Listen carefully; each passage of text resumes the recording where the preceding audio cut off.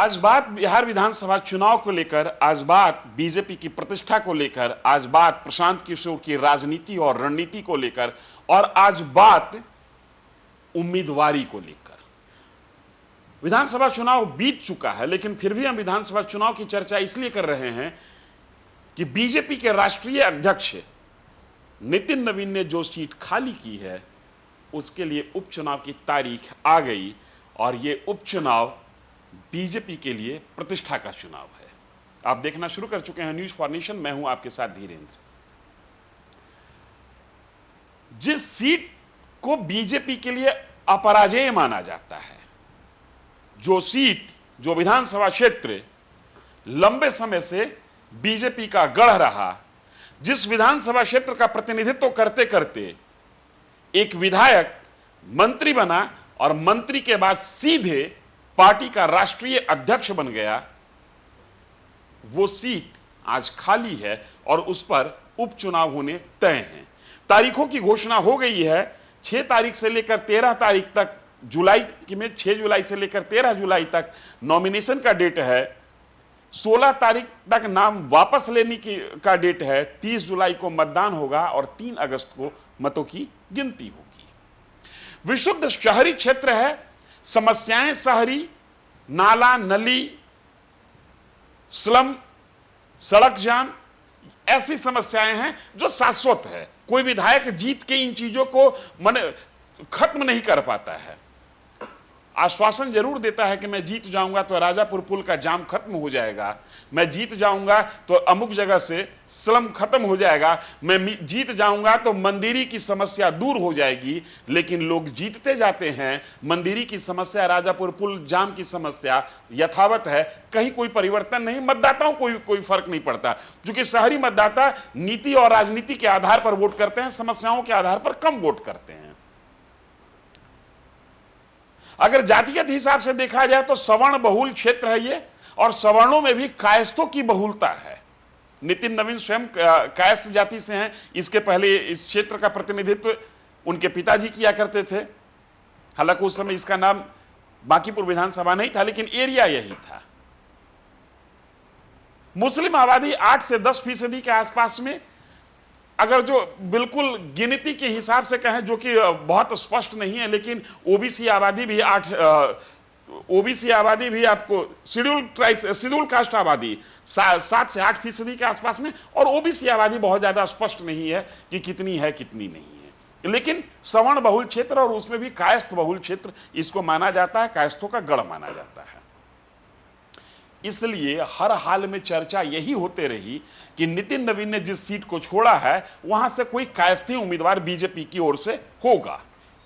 लेकिन इस बार जो चर्चा सामने है वो चर्चा परंपरागत राजनीति से आगे निकलकर एक ऐसे नाम को उछाल रहा है मार्केट में जो चौंकाने वाला है।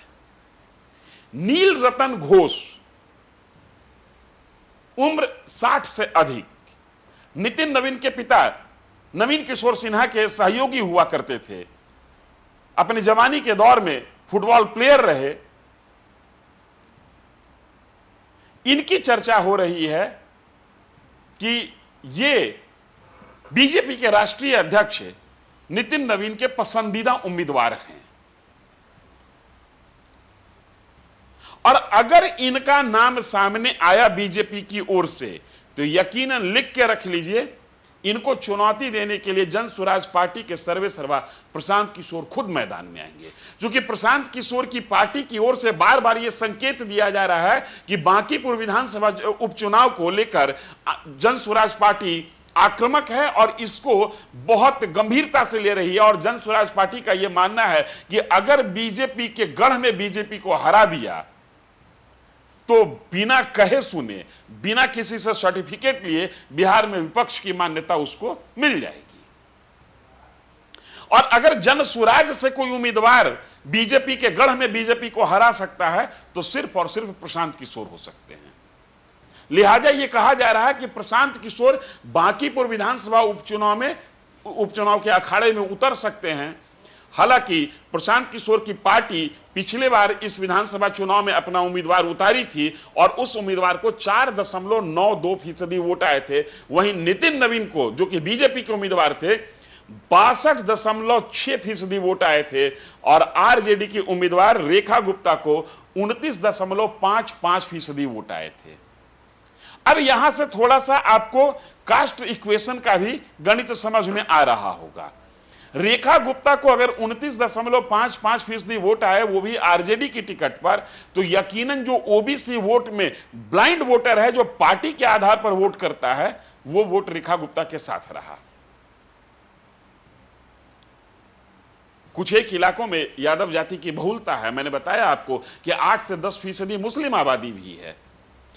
इस अलायंस के साथ आरजेडी का कैंडिडेट 29.55% वोट पाने में कामयाब रहा और प्रशांत किशोर की साफ सुथरी राजनीति की छवि के आसरे वंदना कुमारी, जो कि जन स्वराज की उम्मीदवार थी, वो 4.92% वोट लाती हैं और नितिन नवीन जंबो मार्जिन से चुनाव जीतते हैं।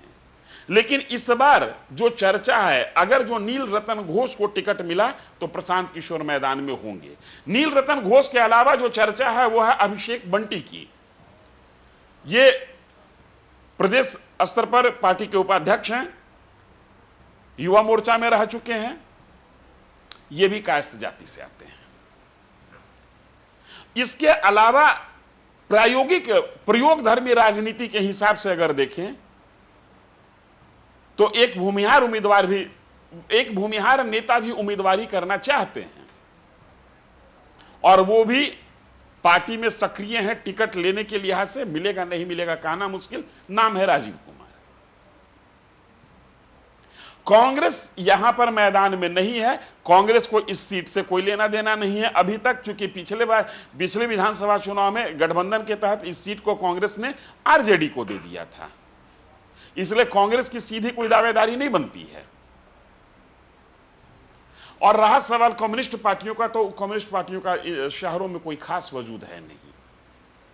10-20 की संख्या जुटाकर धरना प्रदर्शन जो कर लें, लेकिन कहीं कोई जमीन पर कुछ दिखता नहीं है। नील रतन घोष को टिकट मिलने के पीछे मुख्य वजह माना जा रहा है कि अगर उनको टिकट मिलता है तो नितिन नवीन का पर्सनल चॉइस माना जाएगा और इसी पर्सनल और पॉलिटिकल चॉइस के बीच से रास्ता निकालना चाहते हैं प्रशांत किशोर। राजनीति पर्सनल चॉइस से चलेगा या पॉलिटिकल चॉइस से चलेगा, इसी स्लोगन के साथ, इसी लॉजिक के साथ प्रशांत किशोर शायद नील रतन घोष की उम्मीदवारी हो तो चुनावी अखाड़े में उतर जाएं। हालांकि बीजेपी की ओर से नील रतन घोष, अभिषेक कुमार बंटी, राजीव कुमार के अलावा 2 दिग्गज और हैं जिनका नाम चल रहा है। एक अजय आलोक, बीजेपी के प्रवक्ता, टीवी चैनल्स पर आपने डिबेट करते हुए देखा होगा, प्रखर वक्ता हैं। और दूसरा नाम भी एक है जो कि कभी कभी टॉस होता है, बीजेपी के बड़े नेता माने जाते हैं, ऋतुराज सिन्हा। लेकिन जो सबसे चौंकाने वाला नाम, जिसपे सबसे अधिक चर्चा, जिसपे सबसे अधिक डिबेट, जो सबसे अधिक राजनीतिक गलियारों में बहस का विषय बना हुआ है, वो है नील रतन घोष। टिकट मिलेगा किसको ये कहना अभी मुश्किल, क्योंकि 6 तारीख से नॉमिनेशन का डेट है और 13 तारीख तक नॉमिनेशन होना है। सत्ता और विपक्ष दोनों एक दूसरे के उम्मीदवार पर नजर गड़ाए हुए हैं, क्योंकि उम्मीदवार कौन होगा यहीं से जीत और हार का रास्ता बनता हुआ दिख रहा है। हम भी नजर बनाए हुए हैं तमाम पॉलिटिकल डेवलपमेंट पर। आप नजर बनाए रखिए न्यूज़ फॉर नेशन पर। धन्यवाद।